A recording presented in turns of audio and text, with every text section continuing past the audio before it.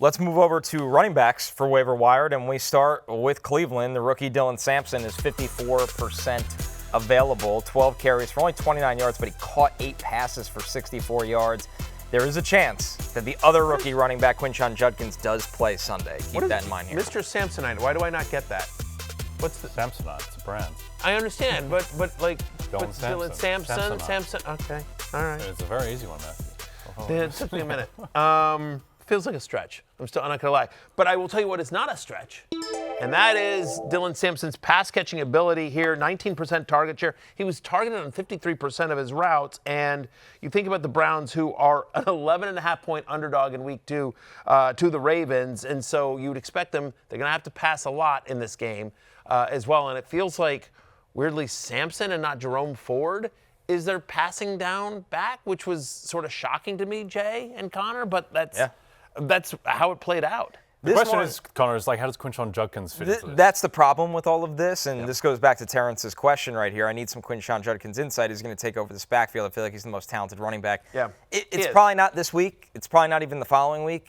It is probably, though, October that we're not talking about any other Cleveland running back anymore besides Quinshon Judkins. So if you need, and you probably do, a lot of people, you need a running back for the flex, or you lost somebody to injury. If you need somebody to catch a couple of short passes in PPR and give you some points, Sampson can do that. I just wouldn't blow a lot of fab expecting a long-term help here.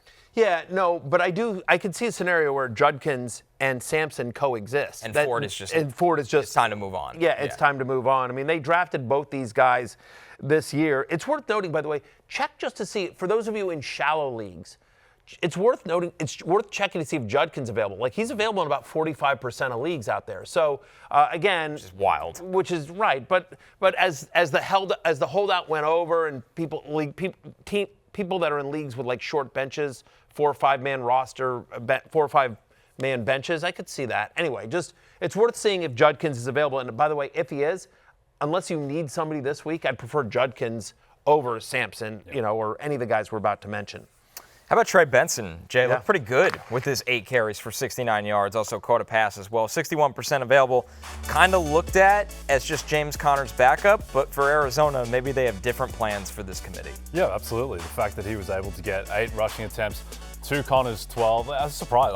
I certainly would have taken the under on 8 rushing attempts to Trey Benson, just given Kyler Murray running the ball as well, and he'll help out maybe a little bit in the receiving game. But yeah, I was surprised by it. I think ultimately he's only going to arrive at true value if James Conner gets hurt. But James Conner's dealt with injuries in his career. He's an older running back, so it's certainly possible, and looks like he's not going to be, a total non-entity even when Conner is healthy.